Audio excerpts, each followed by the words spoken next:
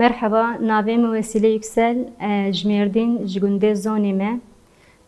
Ev saleke ez li saziya şand û hunêrê ya Mezopotamya xebatê dikim.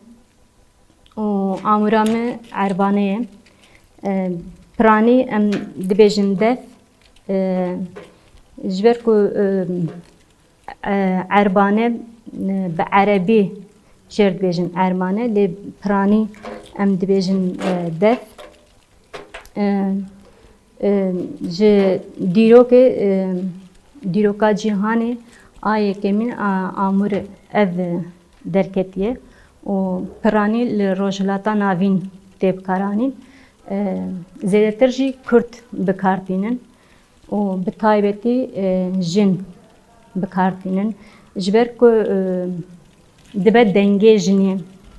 Dema amûr dev lê dikeve ew qêrîna jinê ye, ew raperîna hundirê jinê ye. Dengê wê vêya tîne mejiyê mirov.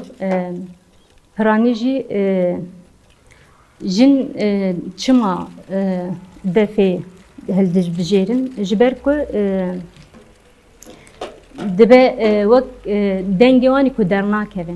Dengê wanî ku dernakev bi rîtmê devê xwe dide pêş. Yani çawa jin bindest e gelek amûr hene lê belê çima dev. Ji ber ku dengê wê pir zîz e. Dengê wê pir bilind e. Dengê wê dike hemû kesî. Herkes wî dengî dibihîse, nexwaze bibihîse jî dibihîse. Ji ber wê ez wek qêrîna jinê pênasê dikim.